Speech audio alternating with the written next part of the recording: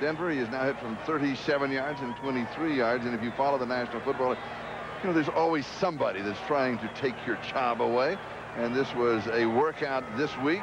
My gosh. At practice at Who is that masked man? Facilities. From 50 yards away, left-footed, straightaway kicker. Whoa. That's John Daly, the great golfer. Now makes his home here in Denver. I guess the drive stroke and the kicking stroke are pretty much the same. Remind me a little Lou Michaels, the old Colt kicker, left-footed straight on. Here's Brad Baxter. He pops it. He's to the 40, the 45, and then ridden down by Dennis Smith at the 50-yard line. A gain of 30 yards on the play. First opportunity for the Jets on offense in the second half. And what bears repeating, right side of the offensive line, once again dominating. Look at Eatman, look at White. They're the ones. Oh, just rode Brooks down. 30-yard gain by Baxter, and Dennis Smith hog ties him at midfield. Watch 75 come off on Michael Brooks, and watch where Michael Brooks ends up on his backside. Good job by Irv Eatman, right tackle of the Jets. Browning Nagel is the quarterback for the Jets. Ken O'Brien was in, you know, for the little 2-minute drill right at the end of the half, and when he got nailed, he goes high and long. Burkett incomplete. It'll be second down and 10 at the 50-yard line. We have a further report on Al Toon, who had that mild concussion. The report is that he is okay. Still a little bit on the woozy side, but he will not be returning to the ballgame. Had a defensive holding call on defense. We're waiting for Red Cashin to give us the number. Holding. Number 70 of the defense. 5 yards. First down. Brian Sauché. Usually in situations like that, they call that hand to the face. I don't know who Brian Sauché would be holding to come out of the backfield, possibly. But either way, automatic first for the Jets. This is one thing, Charlie, about the rotating backs that I don't get. It's clear today that Brad Baxter is hot. Why don't they keep him in the game? Why to go to Thomas, or why to go to McNeil? Why go to these other people? It makes no sense. Right now it is Blair Thomas, and he has a bit of a hot streak. Maybe that answers your question. He picks close to 20 yards on the play. Give him 19 to the 26-yard line. What I mean by that is that any running back you talk to, they talk about a rhythm and feel for the game, and all the greats seem to get better when they have more carries. Blair Thomas does a good job cutting back inside, and Steve Atwater misses the tackle there. Good block there at the end by Burkett to spring him. And Henderson holds on long enough for Brooks to down him there at the 26-yard line. And we have a report on Ken O'Brien. He's all right. He's on the sideline. He was really nailed at the end of the first half by Lilo Lang, but he's okay. Now that was cute. That was a rookie mistake. Browning Nagel came up and tried to quiet the crowd. The crowd's not going to go quiet for him. He throws it back edge of the end zone. Now they're dropping a flag, and they're going to say, I believe, that he was past the line of scrimmage, but I thought he was right on it. I thought he pulled up just in time. Charlie, I don't think he's past the line. I think some offensive linemen were downfield, is my guess there. Braxton defending on the play. The play. Second down. There was no violation. What they saw is a couple of linemen about a yard past, but they'll usually give him some leeway there, and so evidently Red Cashin thought it best to blow it off. So it'll be second down and 10 at the 26-yard line.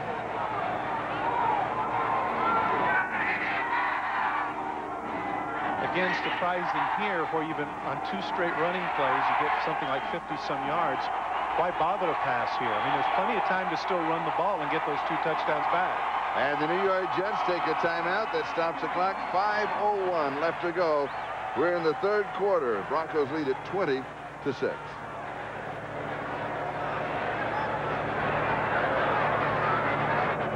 Took place.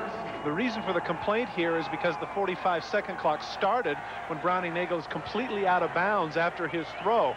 And so when he came up to the line of scrimmage, he sees 5, 4, 3, 2, 1, has to call the timeout so he doesn't get 5 yards cost. And Bruce Coslet has a legitimate complaint here that while they're trying to expedite the games and try to get them under a certain amount of time, sure. You know, in the meantime, you can't be starting the clock when Browning Nagel's on his back out of bounds. Second down and 10, 26-yard line of Denver. The draw to the second back, and that's Blair Thomas, and Nagel fell down and came up limping. He barely got that handoff off. Handoff off? Did I say that? Yes, you did. Once again, the Broncos coming with the blitz. Look at the number of orange shirts. This almost could have been a big play. Look at that. He trips over the foot of Thomas. Good recovery there by Cragen, who was one of the rushers, spun off and came back to make the tackle. Otherwise, Thomas would have had the first down. 3rd down and 6.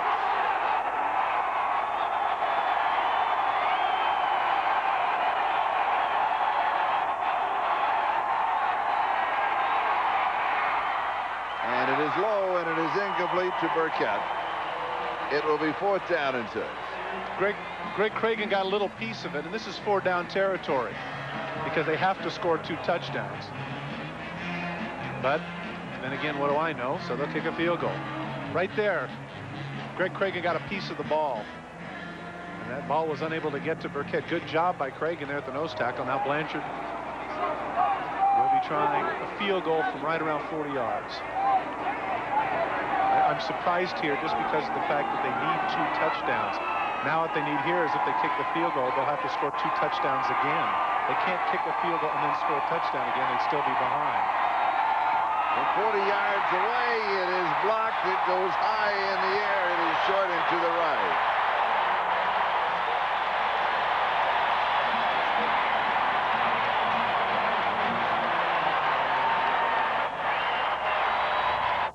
As Dennis Smith celebrates, will return. Made the block, but really the issue here is why are you going for a field goal when now, even if you make the field goal, it's 20-9, which means you have to score 3 more times as opposed to 2 touchdowns. They should have gone for it in that situation. Denver from their own 22-yard line, 1st down. And Gaston Green gets the call. Kyle Clifton with the tackle.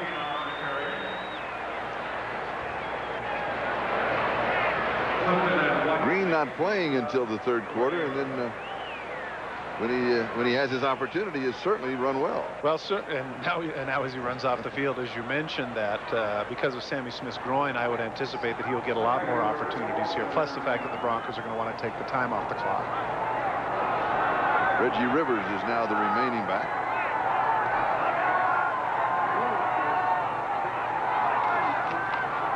Away to throw. And he comes high to the right. He was getting some pressure, had to get rid of it. Mark Jackson, the intended receiver. Curious call there for no other reason than got to have the clock running, get 6 yards and 1st down. Why not stay with the running attack? I'm sure that's what's going through John's head right now. The clock just stopped. I made a bad throw. Now I've got to come up with another 3rd down play. Just under 3.5 minutes time remaining in the 3rd quarter. Denver continues to lead by a score of 20-6 over the New York Jets. Elway fires outside in the right flat. Rivers and Reggie goes out of bounds. And where the mark is, he's going to be short.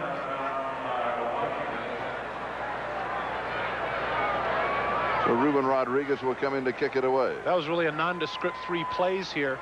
Crossing route, and they're trying to get in the way of the defender, but Brian Washington does a good job of knifing across and tackling Rivers before he can get the 1st down. Not only was it only 3 plays, they only took 20-some seconds off the clock. Rodriguez told us that in Fresno, he'd just gotten back from a softball game, and there was a message to call the Denver Broncos a few weeks ago. He thought it was one of his buddies. He said, but they wouldn't know the number. They wouldn't even know the area code. So he called it, and he came in, and he got the job. Here's Rob Carpenter on the return. And the New York Jets will have the ball at their own 35-yard line. Reggie Rivers with the tackle. With 3 minutes and 10 seconds left, we're in the 3rd quarter. Broncos lead it 20-6. Of course, here, Denver is comfortably in front of the New York Jets in that race in the West. But that still means that whoever wins that game, as you mentioned earlier, will only be a game out. And so this is going to be very competitive down the stretch. The Jets from their own 35-yard line. Nagel's pass is complete to Burkett. Denver 30, Denver 28-yard line. So the Jets come back with a big play. The injury to Al Toon has certainly given Chris Burkett a chance to show his wares. I don't know why the play fake would confuse anybody at this point as they're down by 2 touchdowns, but it does. Burkett able to get behind the secondary, breaks the tackle of Atwater here, showing a lot of strength. Good job open field running, puts a move on Braxton. Chris Burkett showing his versatility. First down at the Denver 28-yard line. Jets trailing by 14. Here's Baxter. He has 3 to the 25. Second down and 7. Here's a program note. Tonight, don't miss a special 2-hour all-new Secrets. You wouldn't think by that title it is, but it is. It's a very funny show. Play action fake. Into the end zone. It is caught, held on, touchdown. What a great job of knowing exactly where you are by Rob Moore. That was an excellent job. Great throw by Nagel, an excellent blitz pickup by Brad Baxter, who absolutely hammered Dennis Smith. Watch number 49 come into your screen. There you saw Baxter get him. Lays out to the post. Now Moore knows where he is. Watch him start to slow down a little bit. Watch his feet. He drags his feet right there at the end. That's a great job by Rob Moore, knowing exactly where he is. And here's the body English again by number 8. Yeah, buddy. I got one. And he got it with 1:40 to go in the third. And a chance to pull within 7. And suddenly, it's Denver 20 and the New York Jets 13 with a lot of time remaining. Rob Moore hadn't been too busy today. We hadn't called his number, but that's a big one for the Jets to get them right back in this. And now the relative quiet of the crowd is because now they know that they have a ball game. Nice touch on the ball there by number 8, Browning Nagel. Brad Baxter does a good job of picking up Dennis Smith, who's been blitzing all day long. A 65-yard touchdown drive in 3 plays for the New York Jets. We give you another chance to look at this from the end zone vantage point. Browning Nagel actually is throwing across his body a little bit. Right there to the post. Moore adjusts. Now right here, he starts to slow down. Look at the feet. Look at the feet. He knows where he is. Just drags his feet. Because if he continues with his normal stride, he's going to be outside the back of the end zone. A lot of times you get receivers who aren't sure where they are, but Moore knew exactly where he was.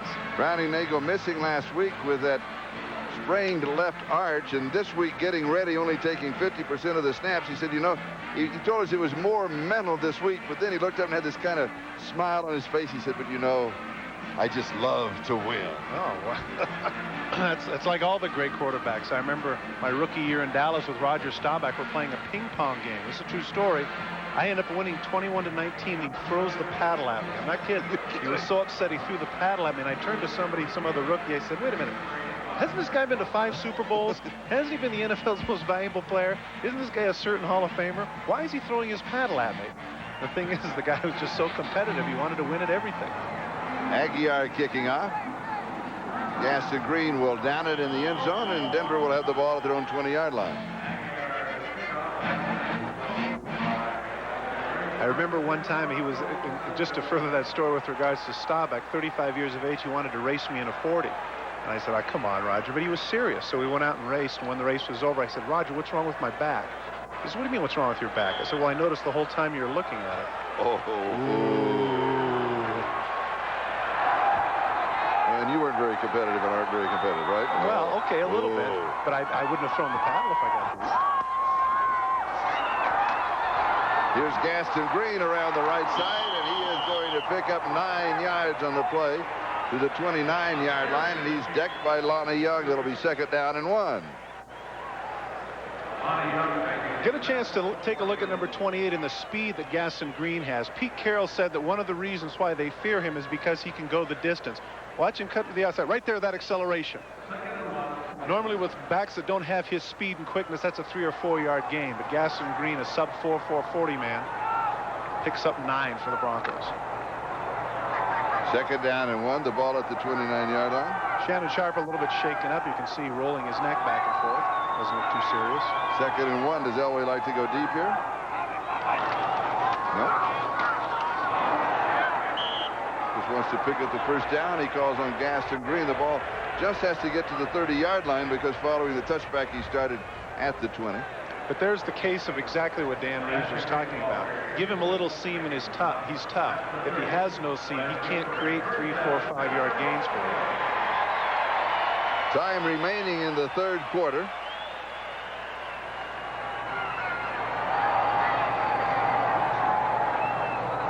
Denver with a first down at their own 30-yard line. Mark Jackson comes wide to the near side with Vance Johnson in the slot right. And Shannon Sharpe is off the left wing. Elway wants to go deep to Shannon Sharpe, and it is incomplete. Excellent coverage. Brian Washington in perfect position. Brian Washington has been playing an outstanding football game. There was no pass rush there at all. Shannon Sharpe on the out and up here. Well, not even an out and up. He just takes off. He should have given Washington a little bit of a move, but as you say, look at him stride for stride. He's been making the plays both in the run and the pass department. I don't know what he's upset about. The fact was the guy was just flat out covered. Give number 48 credit. He's the one that did the job. 2nd and 10 back at the 30-yard line. He was the one that earlier stopped the drive, remember, tackling Reggie Rivers short of the first down. Here's the screen to Rivers. There's not that much there. Marcus Turner with the tackle. And that takes us to the end of the third quarter. Denver 20, New York 13. We'll be right back after these messages from your local station. Just over 9.5 minutes in the third quarter. They had almost 11 minutes.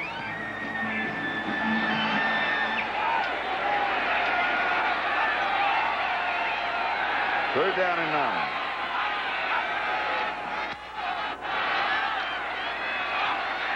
Elway fires. It is intercepted. Brian Washington. And the Jets have the ball in Bronco territory. Pete Carroll very happy about that. Brian Washington playing kind of like a center fielder there. Look at the animation of Pete Carroll and how this game has turned in the last 5 minutes. He watches his eyes all the way. 48 right in the middle of the field. John Elway doesn't see him. He cuts right in front. A nice catch, too, there by number 48, who seems to be doing it all. Coverage, interceptions, tackles. He picked up the fumble earlier, remember, just before the end of the first half. And look at Carroll's reaction. Oh, yes. All right. And for Washington, his second interception of the ball game, and the Jets only 7 points away from tying at the Denver 22.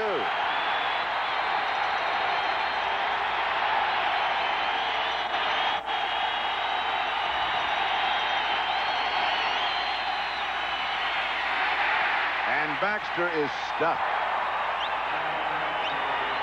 It'll be second down. Cragen was there for Denver. One of the overused words is underrated in the National Football League. But Greg Cragen is an outstanding nose tackle who really does not get his due. Watch in the middle, number 71, just pushes the center aside. Jim Sweeney is an excellent football player, played all the positions on the offensive line, but Cragen just throws him to the side and makes the tackle. And now the crowd getting into it here for the Denver Broncos. They're very knowledgeable to try and take an offense out of their game plan.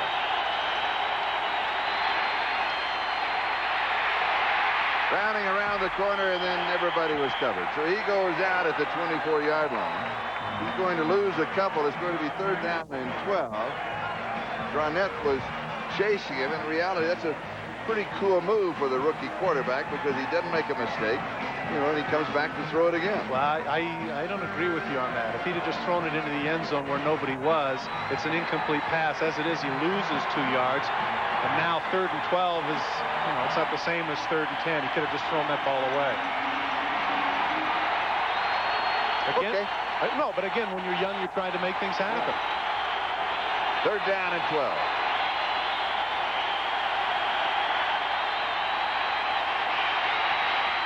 This pass is complete. He goes to Burkett. It's only going to go to the 19-yard line, and that will go for 5 yards on the play. That is Burkett's 6th reception of the ball game. Michael Brooks, who told us if they come over the middle, that's my territory, they're going to get hit. Drops him at the 19-yard line. Well, once again, the inexperience. I mean, what does a 5-yard gain do when you have third and 12? You're already in field goal position.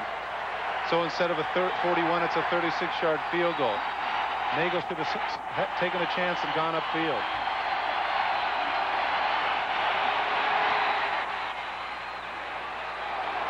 And it is good from 36 yards away. So Blanchard hits from 36 out. He is now 3 of 5 in the game. We'll be back in a moment. Bruce Coslett had a few words with Chris Burkett here, and that had to do with the fact that he's shaking his head. With 3rd and 12, 5-yard gain just isn't going to cut it. Now joining in the phrase Browning Nagel here, talking about the exact same thing. Should have zigged when I should have zagged, maybe for an extra 7 yards, and we wouldn't have had to kick. And here's the kickoff by Aguiar. And it will be down in the end zone by Derek Russell. And Denver will have the ball at their own 20-yard line, first down, leading now by 4 points with 12 minutes and 50 seconds left to go. And as Sammy Smith told us, Mile High is mystical. Strange things happen here. Well, there's going to be a little pressure now on number 7 to get something done. The last 2 series, they've been ineffective. One was 3 and out, and of course that last one with the interception, John's 2nd of the day. And once again, those numbers, as you say, lie. 14 for 29, but his team's up by 4. Vance Johnson is the motion man. Elway to throw. Pass is complete. He goes to Mark Jackson, first down. Jackson's 2nd reception of the ball game, a gain of 17 yards to the 37-yard line. James Hasty with the tackle. What the motion by Vance Johnson does, it takes the linebacker out of the play, and so there's nobody there in front of Jackson. So Elway has free vision to get number 80 the ball, and that's just what he did. First down, 37-yard line clear as Kay comes in. Shannon Sharp comes out in this set. And it's a slot right side. Gaston Green is the remaining back. The ball carrier, there's nothing there. He'll pick up a yard on the play. It'll be 2nd down and 9 as Mark Gunn makes the tackle. Good pursuit from the backside by Gunn. Usually in this case he is unblocked, and so they assume that Gaston Green's speed is going to get past him. In this case it didn't. Pete Carroll told us something interesting yesterday. He said to his defensive backs, he said John Elway's longest run this year is 8 yards. If he starts to run, you stay with the receiver. Let him run. You can catch him after 8 yards. Don't worry about it. Don't come up and let him get behind you. And in the games that we've had earlier, Charlie, Kansas City, Houston, that's exactly what cost him. Just what you said. Shannon Sharp, he drops the ball. The Jets have it. Shannon Sharp with the reception. He drops it, and it is recovered by Lonnie Young. Brian Washington makes the hit. And that's the 2nd fumble recovery for the Jets to go with 2 interceptions. Quizzical look on the face of John Elway. Nice throw. And who strips the ball? You're right. Brian Washington all over the field today. Pete Carroll with the reaction on the turnover.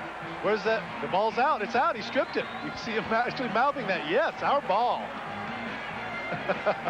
And we'll be back in just a moment. The Jets with an opportunity to go ahead.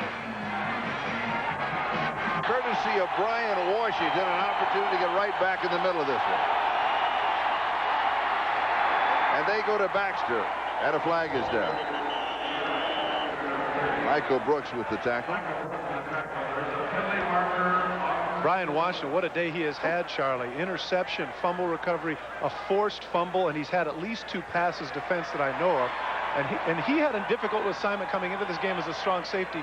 He had to cover Shannon Sharp, who is the most prolific pass-catching tight end in the National Football League right now, and he has more than measured up to the task.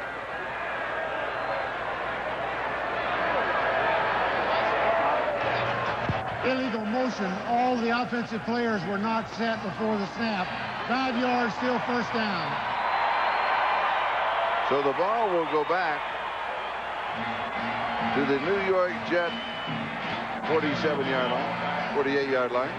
And now in Kansas City, San Diego has moved in front of the Chiefs by 1 point, 14-13. I know that this sounds goofy, but that's like a franchise game for San Diego. If they're to win that game on the road, absolutely huge. No question about it. It would be 5 in a row, and they start to believe. And here is the sack. Jonette got him.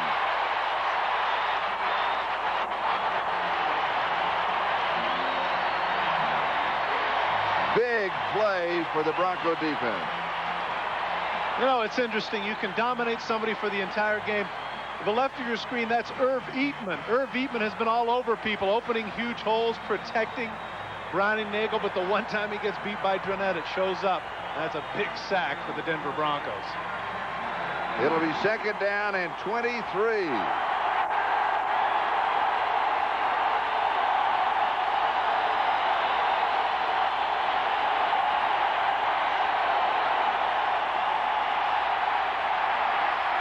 Nagel over the middle to Freeman McNeil. A fumble. Broncos say they have it.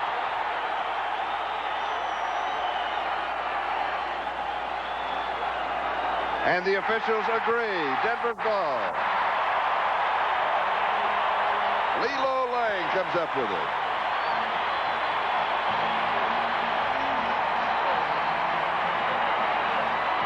Just trying to get some of the yardage back. Browning Nagel goes to Freeman McNeil. He cuts inside. Does the ball get taken out before he's down? Yes, it does. Lilo Lang not only strips the ball, but gets it back. Good play by number 21.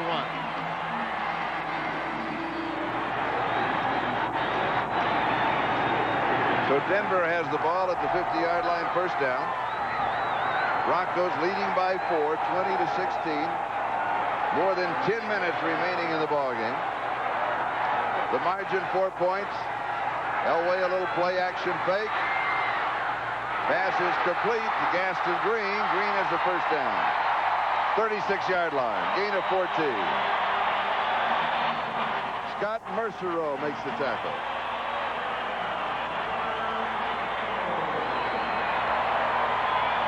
The protection up front enabled Elway to look off to the secondary receiver. That play action fake, that was a one receiver pattern. He had Mark Jackson on the post. He wasn't open. Green was able to slide into the flat and nobody was there. First down, Denver.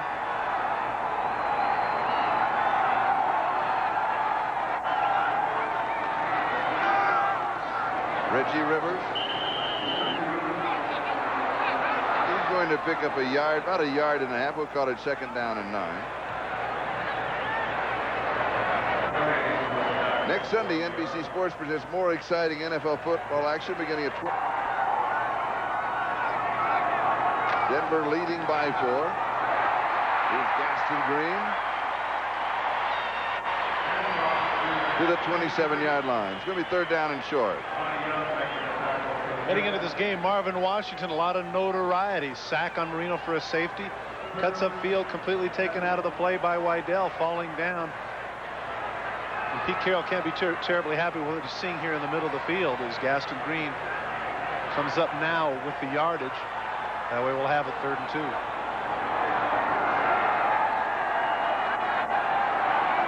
Gaston Green, a total of 34 yards rushing in the ballgame. Elway throwing on third and short. It is complete to Arthur Marshall. Marshall inside the 5 where he's taken out of bounds. His 5th reception of the ball game, and remember, he has that 80-yard touchdown reception. He is over 100 yards for the ball game. Once again, a mismatch for the Denver Broncos. Marshall is going to cut across. He has Lonnie Young, has him in coverage, number 31. Watch get across the street. He gets bumped off. You saw that in the middle. Number 31 got bumped off by his own man, R.J. Coors, and as a result, he couldn't follow Marshall across. Elway gets him the ball. Huge play for the Broncos. And for Arthur Marshall, 133 yards on 5 receptions and the touchdown. First down, goal to go Denver.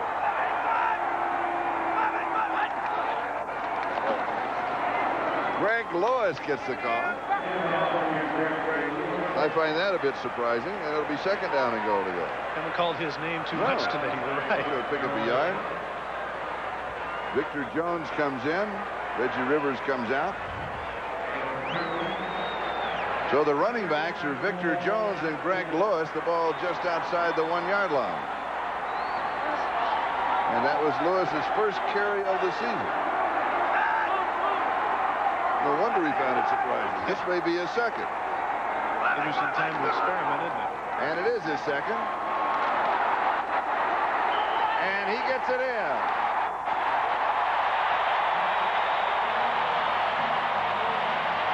His second carry, his first touchdown.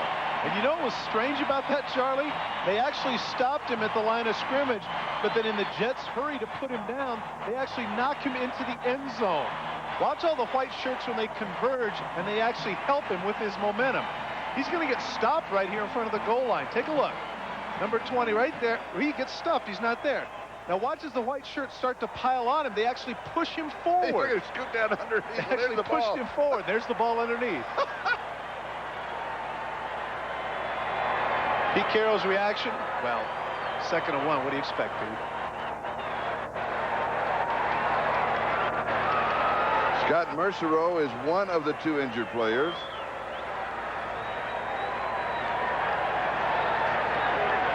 And Joe Kelly is the other. And Denver has moved out in front now by 10 points with the extra point to come. And we'll take another look at the touchdown of Greg Lewis. Coming from the back, you'll see that he gets stuffed here on the right side of your screen. But I guess this is the advantage of being a little bit shorter. Watch him knife underneath all the bodies and stick the ball there. From right that angle, you wouldn't think he actually disappeared. But as you can see, he stuck the ball over the plane, and that's all that counts. 50 yards on the drive in 6 plays.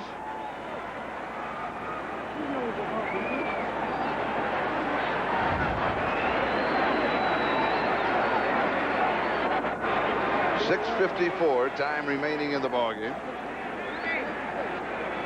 And David Treadwell will attempt the point after.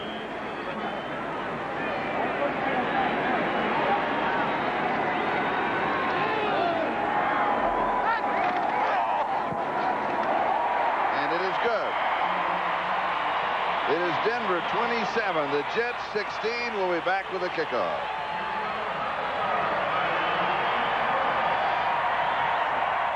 Mile High Stadium. The Denver Broncos now leading the New York Jets 27-16. Now we show kicking off. He sails this one almost to the dugout. Now for an update, let's go to New York and Bob Costas. Well, Charlie, the guys from your hometown of San Diego now lead 14-13 at Kansas City. Big 3rd and 9 play. Ronnie Harmon is open, and Stan Humphries hits him down to the 1. Marion Butts scored from there. So after trailing at one point 13-0, they have come back to lead 14-13, looking for their 5th win in a row. Thank you, Bob. Ironically, the Denver Broncos, they lost to San Diego in San Diego a couple of weeks ago. They said, you know, we think that we gave them the confidence that they're a good ball club. If they go on to haunt us, it could be our own fault. You might be right. They certainly looked against the Colts last week, and right now they're playing it. New York from their own 20-yard line. A flag is down. Johnny Mitchell to the 36-yard line of Denver, but there's a marker back at the 14-yard line. It looks like holding. Too bad, because that was a great catch and run, too.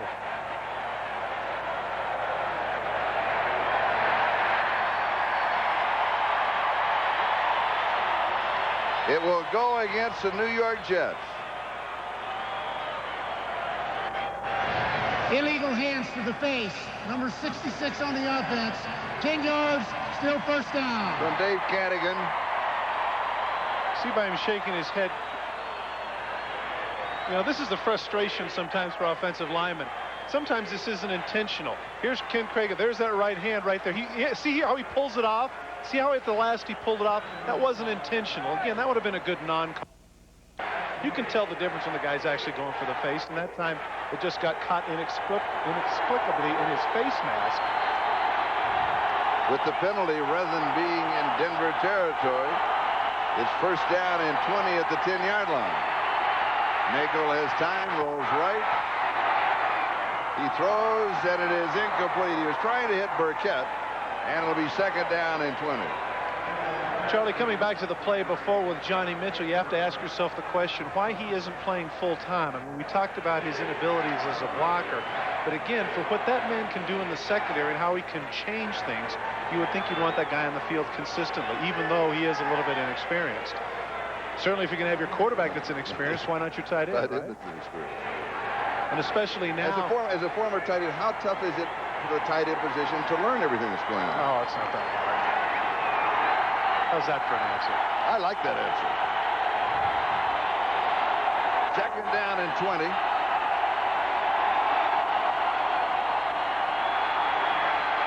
He's caught in the pocket. Third time that he's been sacked. Kroll and Cragen got him.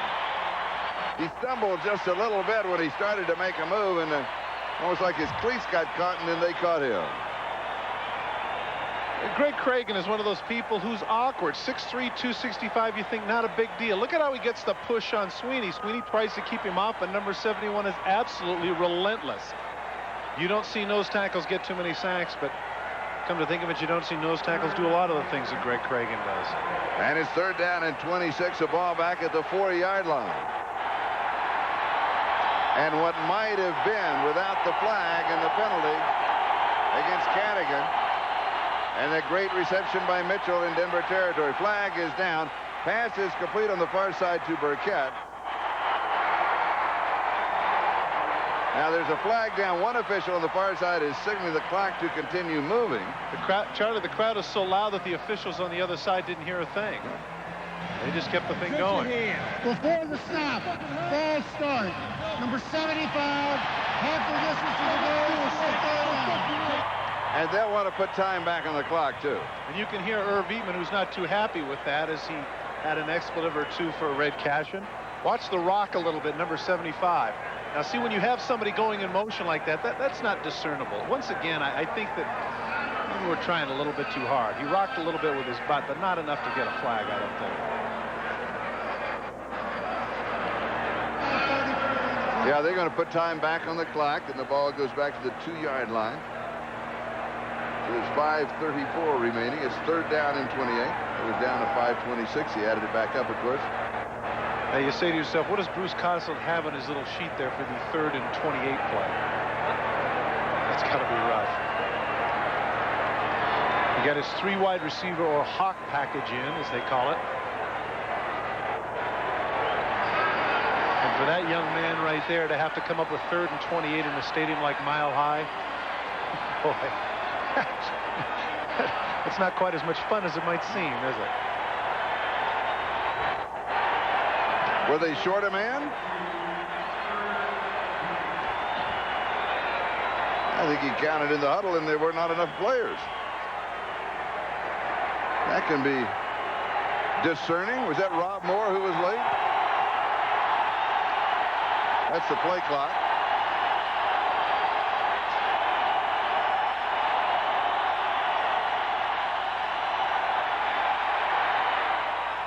The pass is complete. A flag is down at the goal line.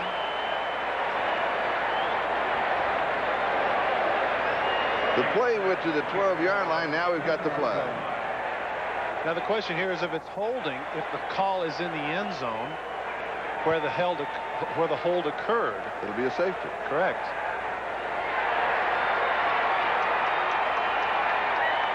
Well, he said it's not in the end zone. So they'll refuse it. You could read his lips. Holding by the offense on the 1-yard line in the field of play. That penalty is declined. Fourth down. He read your mind and make it a point to let us know. Yep.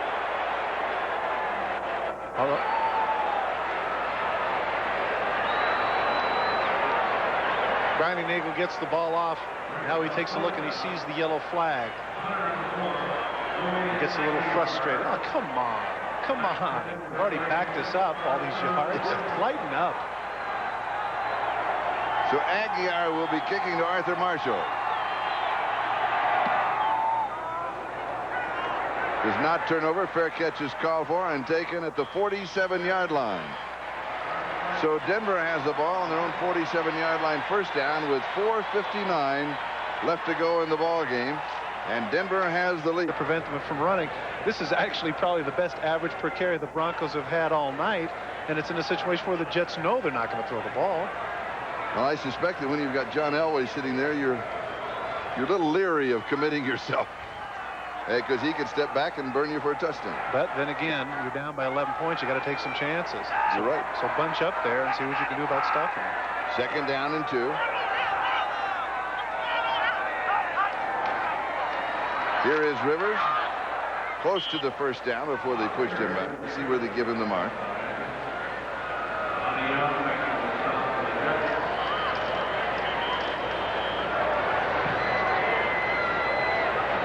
ask for the chains to come out.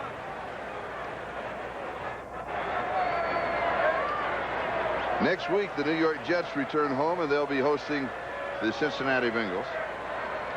And as we mentioned, the New York Giants come in to Denver Mile High Stadium next Sunday at 6 o'clock Mountain Standard Time. Earlier in this, I was going to say, earlier in the season, you had all these people burying the Giants. Now the Giants have come back with a couple of wins, 5-4 now. They'll be very competitive against the Broncos next week here in Mile High. There's the Jets schedule that they have remaining.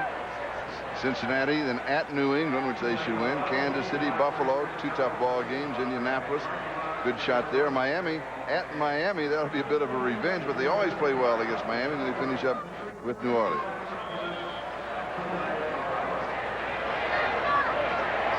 A little bit short, and the Jets use another timeout.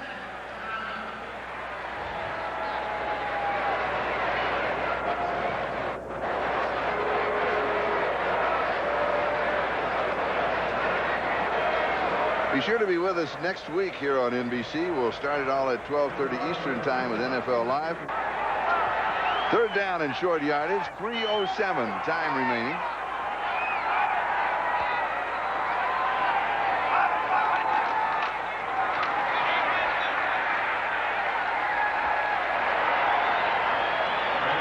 Just trying to pick up the first down, and Denver does. It was Greg Lewis who did it. For 3 straight weeks, Charlie, the New York Jets have played against quality quarterbacks, all of them happening to come from the class of 1983. Here at the top of the list, first pick of the entire draft of the year, John Elway.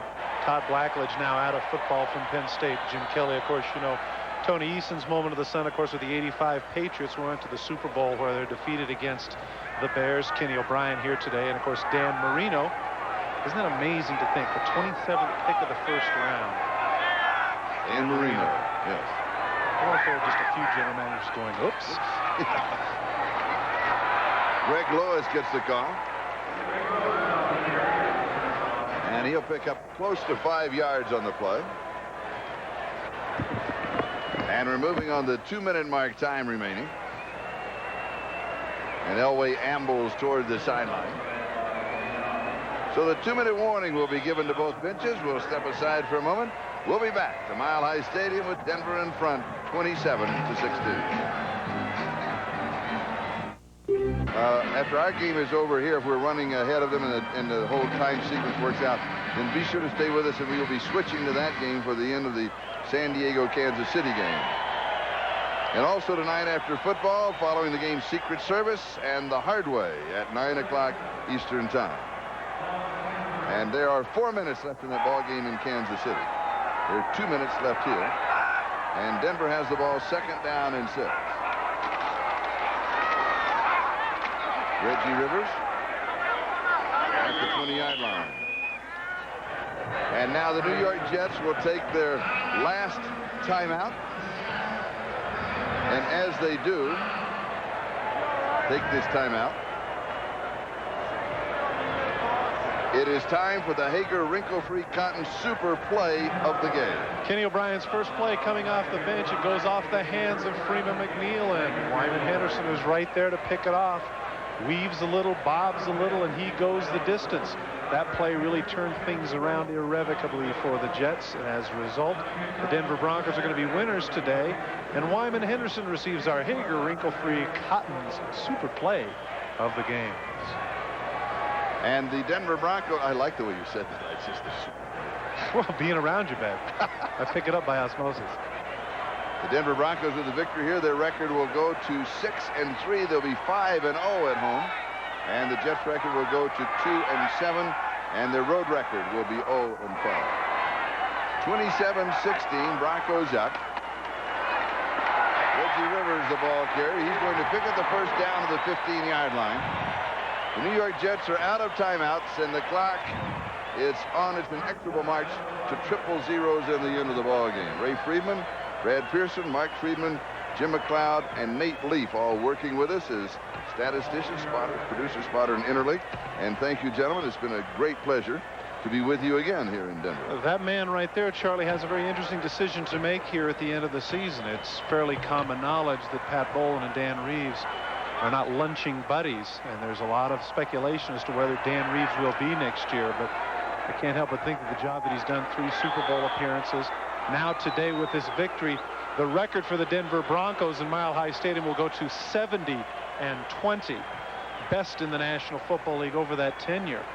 And for Pat Bowlen to let Dan Reeves go, I don't know about that one. And I would venture to say, at the risk of not trying to be Gene Dixon or Kruskin, that man right there, if he does leave the Denver Broncos' employ, will not be out of work for long. But I don't think it would be the same without Dan Reeves. I think he's become a part of the community and a part of the team, and I'd love to see him. So I hope that they're able to work it out. I don't think there's any doubt about it. But again, it's that constant power struggle. I know, like you and I have at the booth every Sunday. Some Sundays you win, and some Sundays I win. And so now we're just kind of taking the countdown to the end of the ball game. It ends with a pushing and shoving contest. Meanwhile, the clock continues on its way, and the Denver Broncos will have their victory. They have now won 15 of their last 16 games here at Mile High Stadium. Denver 27, New York Jets 16. That's the final here. Let's go to Kansas.